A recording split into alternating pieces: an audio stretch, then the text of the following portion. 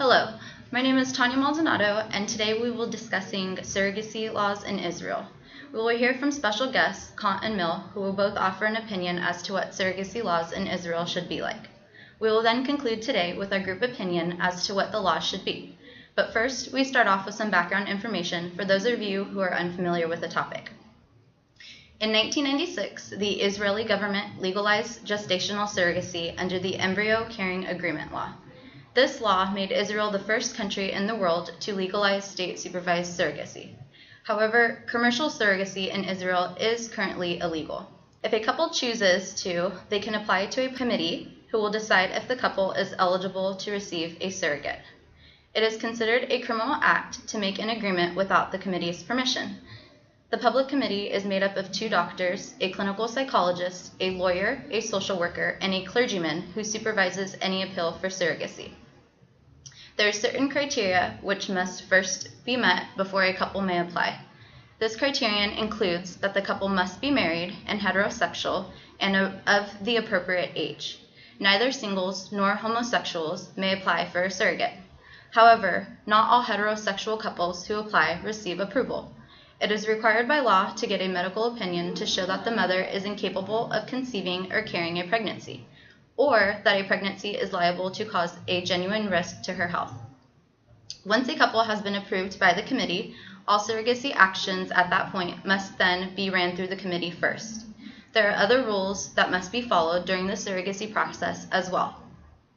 For example, the sperm being used has to belong to the designated father, and the egg must not be that of the surrogate mother.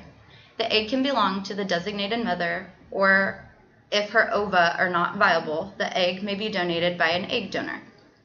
As for the woman who will become the surrogate mother, by Israel law, she must be an unmarried woman, single, widowed, or divorced, and she must have already 1 child of her own. The designated parents and the surrogate mother must all share the same religion, so the child's religious status will be clear. This reflects Israel's legal philosophy of family law, in which individuals are given rights and statuses based on their religious and family status. This philosophy also forbids interfaith marriage and adoptions. Finally, the surrogate mother can be compensated for her services and expenses, which can include any reasonable expenses, such as legal counseling, health insurance, time, loss of earnings, and so on. All financial agreements are to be part of the agreement submitted to the Surrogacy Approval Committee. With such a tough committee and a process to go through with no guarantee, many families are seeking surrogates abroad. In 2012, only 41 surrogate cases in Israel were approved and followed through. With such low surrogate numbers that are continuing to decline, the number of surrogates sought abroad by people of Israel is increasing. Foreign surrogacy process is legal as long as the child passes a genetic test to determine their status. Israel law is strict with whom they recognize as parents. Only 3 forms of parenthood are recognized by the Israeli government, in which there must be a genetic connection to one of the intended parents. Therefore, the test is given for the purpose of proving a connection to the Israeli parent, thereby making the infant eligible for citizenship and to bring him or her to Israel. These genetic tests are strictly regulated and can only be performed with a court order. The growing trend of seeking surrogates abroad can also be viewed in looking at requests to family courts for genetic tests for infants born abroad via surrogacy. In 2012, there were 126 genetic requests to the courts compared to 93 in 2011. This type of surrogacy abroad is still relatively new. If we look back just 5 years ago, there were only 6 requests of this sort. Among those seeking surrogacy abroad include same-sex couples, in which cases only one partner files the request for a genetic test, heterosexual married couples, and unmarried heterosexual couples as well. Like legal surrogacy in Israel, those who seek surrogacy abroad also pay fees to the surrogate mother. Recently, there has been a temporary regulation placed on foreign surrogacy. Not only must the child pass the genetic test, but now, no matter what the surrogate country's laws may be, the surrogate mother must sign a declaration in front of the Israeli consul that she has no rights to the child. Only after these procedures, which may take weeks, does the government issue the child a passport. Once in Israel, only the child's biological father is recognized, even if the woman provided an egg. The public committee in May of 2012 decided to consider expanding eligibility for surrogacy in Israel to single women. Single men would also be allowed to request surrogacy, but only on an altruistic basis without payment to the surrogate mother. In regards to surrogacy abroad, the committee decided on a procedure that recognizes clinics in other countries and their processes. These recommendations have since been given to the health ministry, and any changes to the current law have yet to be seen. We now hear from Kant, who will offer his perspective on the matter. I'm Kant, a German philosopher. After looking over the case of Israel, I have some thoughts about surrogacy and the Israeli government regulation. The Israeli government has strict regulations on couples wanting to become surrogates, restricting qualified couples to heterosexual couples with one of their genetics being used, and others as well. Being that the number of couples wanting to have a child is significantly increasing, it is a bit harsh to restrict the surrogate families to those criteria. I believe no law may be put into effect that people as a whole cannot give consent to. Although the Israeli government is trying to preserve tradition, the overall happiness of Israeli citizens seem to be dampened by the law. There are a larger amount of couples willing to complete surrogacy that do not meet the requirements than those who can. This law is unjust because it would be irrational for couples who cannot birth a child to agree to accept fewer privileges than those who can. As with surrogacy itself, I have some concerns as well. For me, I am concerned with the actions rather than the consequences. Our feelings should not go into our actions, as they are irrelevant. We should act out of our duty because it is our duty to do so.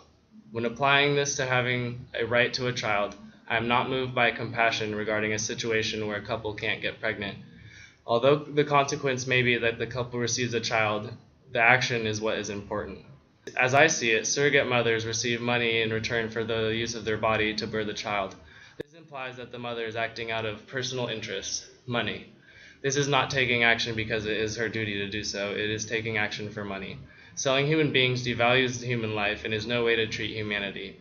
You should act in a way that you always treat humanity, whether in your own person or in the persons of any other, never simply as a means, but always at the same time as an end. Hello, I am Joshua Stuart Mill, and I will be discussing how surrogacy would be looked at by utilitarianism. Practitioners of utilitarianism make choices from available alternatives that will lead to the greatest happiness for the greatest number.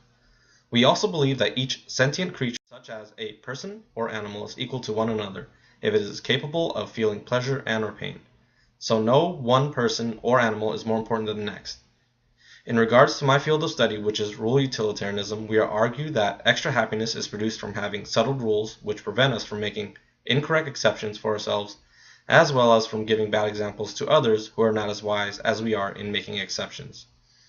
We urge others to select and follow these rules, which, if consistently followed, would lead to the greatest happiness for the greatest numbers. In regards to surrogacy, I would say that it is a reasonable practice because it provides the opportunity for couples that are unable to have children on their own to have a child. However, the laws in Israel are strict in the criteria for possible surrogacy candidates.